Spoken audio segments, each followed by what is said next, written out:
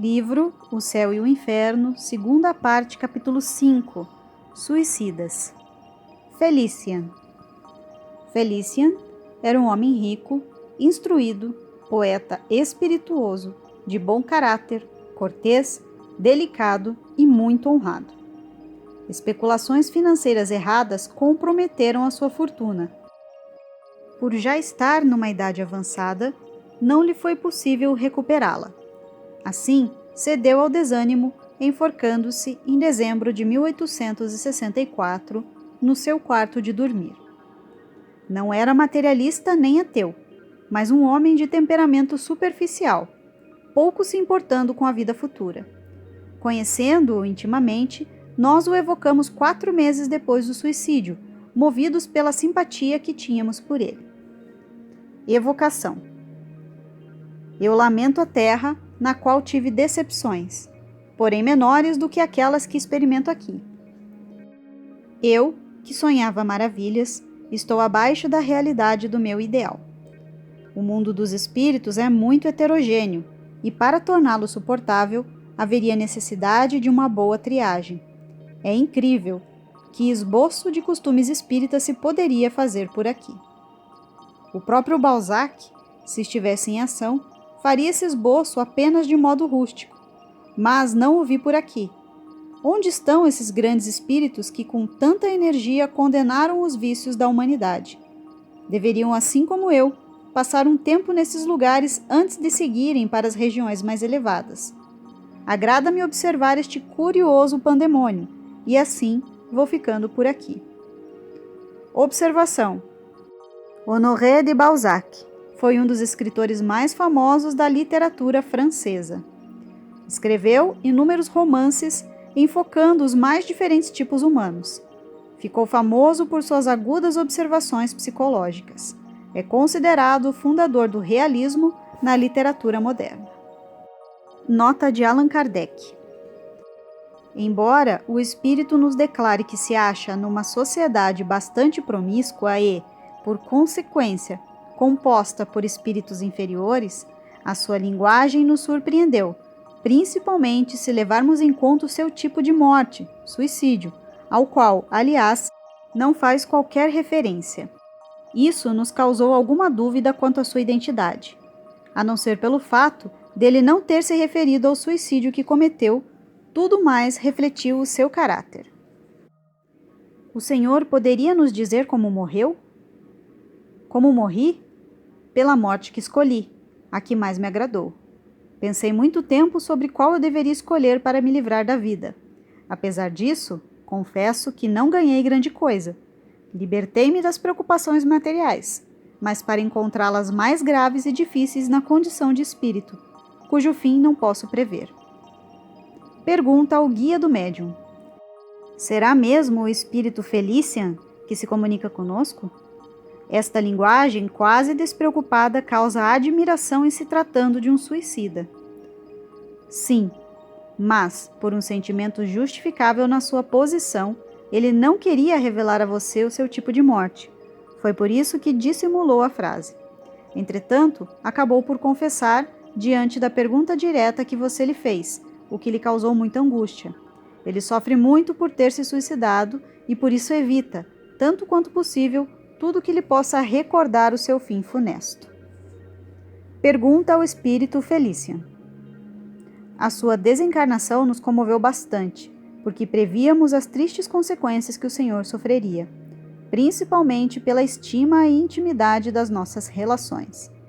Pessoalmente, não me esqueci de quanto o Senhor foi bom e cortês para comigo.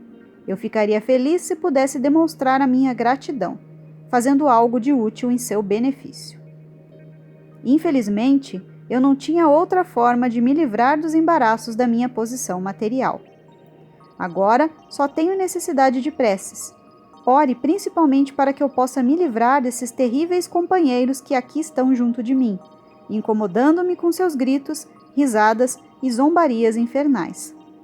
Eles dizem que eu sou covarde, e com razão, porque é covardia renunciar à vida. É a 4ª vez que eu sucumbo a essa provação, apesar da promessa que eu havia feito de não falir. Fatalidade. Ah, ore, que suplício o meu! Como eu sou infeliz! Orando, o Senhor fará por mim mais do que eu fiz pelo amigo quando estava na terra. Mas a prova, ante a qual eu fracassei tantas vezes, se apresenta diante de mim como uma realidade da qual eu não posso fugir. É preciso que eu me submeta a ela novamente dentro de algum tempo.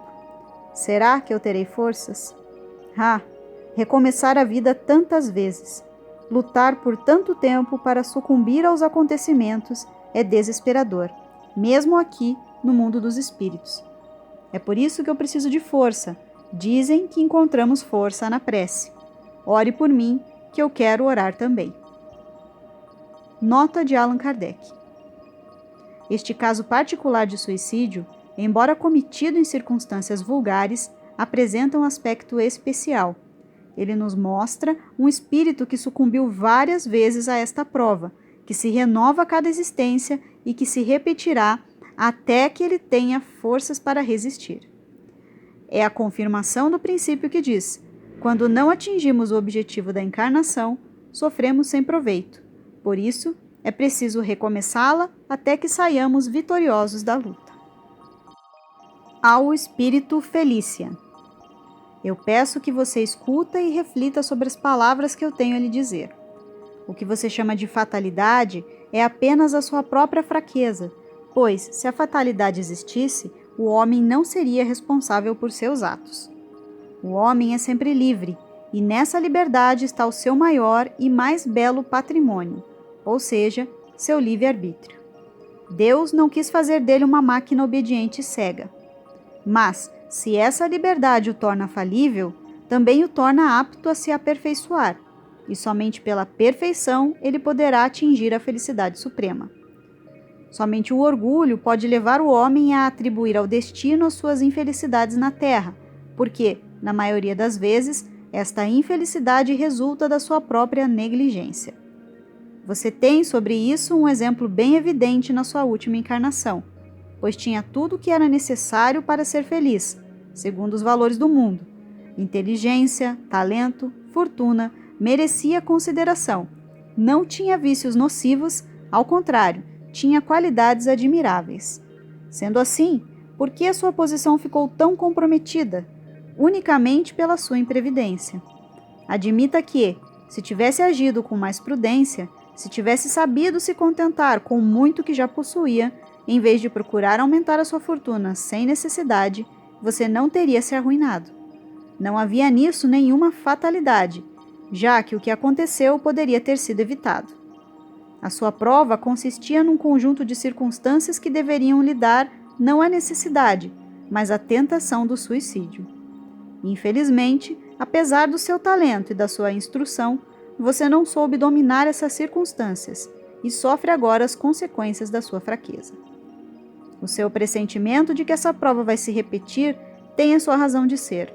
Na próxima existência, você terá que enfrentar de novo acontecimentos que lhe provocarão a ideia do suicídio, e assim acontecerá sempre, até que o triunfo seja completo. Antes de acusar o destino, que é a obra da sua própria autoria, admire a bondade de Deus que, em vez de condená-lo sem perdão por uma primeira falta, oferece sempre os meios de repará-la. Deste modo, o sofrimento não será eterno, mas ele vai durar enquanto a reparação não ocorrer. Depende de você, enquanto estiver no plano espiritual e na condição de espírito, tomar resoluções bastante enérgicas para mostrar a Deus um arrependimento sincero. Solicite com fé o apoio dos bons espíritos para retornar à terra protegido contra todas as tentações. Uma vez alcançada essa vitória, você seguirá pelo caminho da felicidade com muito mais rapidez, porque em outros aspectos o seu progresso já é considerável. Falta ainda um passo a ser dado e nós o ajudaremos com as nossas preces, mas elas são inúteis se não contarmos com os seus esforços. Resposta do Espírito Felician. Obrigado. Obrigado por seus bons conselhos. Tenho necessidade deles, visto que sou mais infeliz do que queria demonstrar. Garanto que vou aproveitar esses conselhos e me preparar para a próxima encarnação, durante a qual farei o possível para não sucumbir. Espero sair logo desse meio desprezível em que me encontro. Felician.